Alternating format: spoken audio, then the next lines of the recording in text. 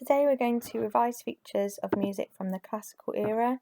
So we're going to have a quick look at the context surrounding classical music and compare it to how that evolved from Baroque music. We're going to look at the features of classical music and then we'll listen to some examples so you can hear what they sound like. So last week we looked at Baroque music, and just to remind you, the Baroque era was 1600 to 1750, and it was characterised by ornate, flowery and highly decorated architecture, which you can see on the screen here, and also music, which we'll listen to an example of.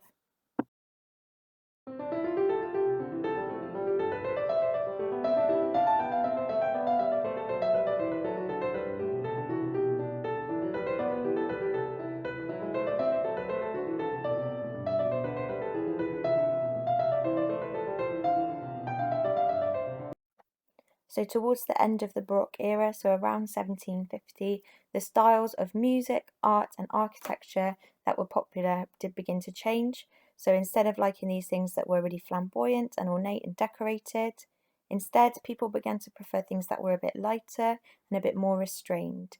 And this era was called the Classical era, and it went from 1750 to around 1810.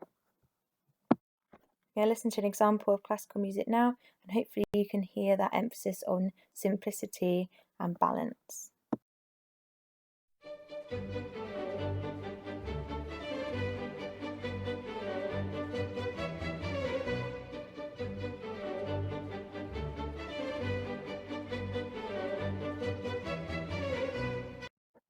So now we're going to go through some key features from classical music, and as we go through we're just going to compare these to what we know about features of Baroque music.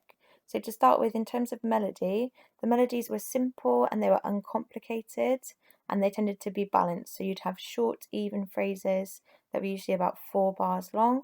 And if you just have a look on the screen here, the first little melody that you've got is an example of a Baroque melody. So it looks quite complicated, it looks quite decorated and ornate. And the second melody that you have is an example of a classical melody, which is really simple and really uncomplicated.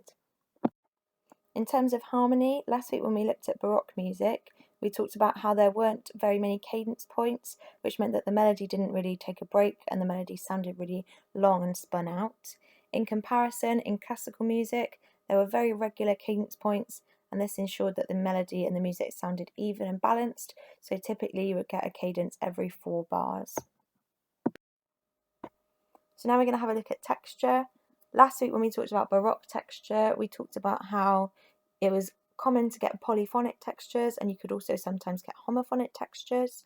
In comparison, in classical music, the texture is almost always melody and accompaniment, or you can also call it melody-dominated homophony, which is pretty much the same thing.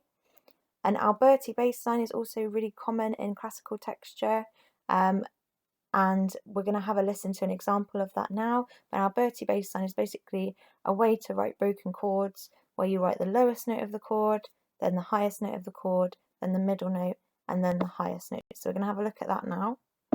You can see on the screen here what I mean by the Alberti bass line. So here we've got a chord being broken up so that it goes the lowest note, highest, mid, highest, low, highest, mid, highest. And that's what we're going to hear now.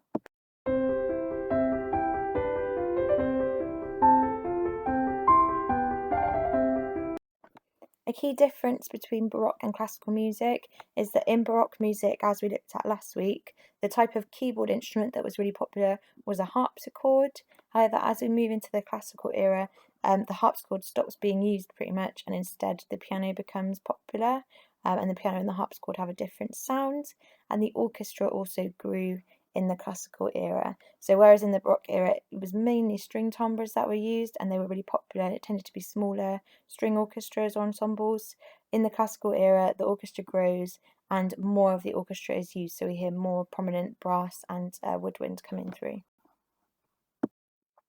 In terms of dynamics, when we looked at Baroque music, we talked about that thing called terrace dynamics, which is really characteristic of Baroque music, where you just kind of have a soft dynamic or a loud dynamic, and you move between the two without any crescendos or diminuendos. However, in classical music, there's much more of a range of dynamics that are used. So you could be piano, then you could be forte, you could crescendo between the two, you could have some accents and that kind of thing. And then finally, when we looked at Baroque music last week, we talked about how Baroque music would usually just have one kind of mood or affection. So the whole piece of music might sound really joyful, or the whole piece of music might sound a bit sad, but it would just be one mood throughout the whole thing. However, in classical music, there was much more of an emphasis on contrast between different sections. So you might have a change of key from major to minor in a piece of music, and you might kind of change between different moods. So you might go from sounding happier to sounding more sad.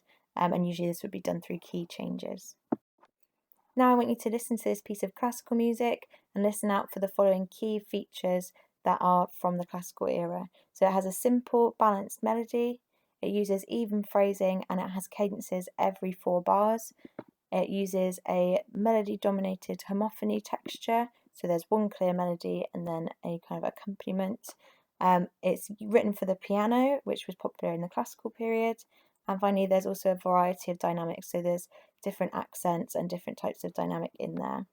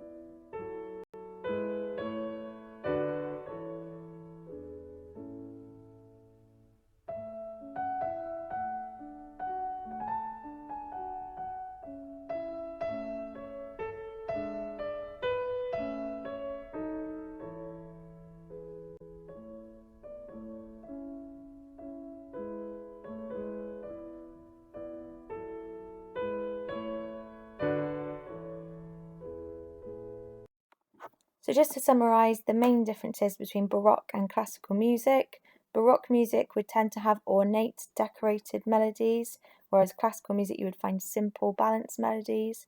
Baroque music has quite few cadence points, and the melodies tend to sound quite spun out or drawn out. And classical music uses those regular cadence points, and you would tend to have 4-bar even phrases. Baroque music used terced dynamics, which meant that it was just kind of at those 2 levels, soft or loud, whereas classical music used a range of different dynamics within a piece. Baroque music, if it was using a keyboard instrument, it would be using a harpsichord, whereas in classical music, if you were writing for a keyboard instrument, you would be writing for a piano. Baroque music tended to only have one mood within a piece, whereas in classical music, you would have contrasting moods. And finally, in Baroque music, polyphonic textures were quite common, whereas in classical music, you would be much more likely to have a piece of music that has a melody and accompaniment texture. So now we've been through all those key features of classical music and how they compare to Baroque music, you can go and do your quiz.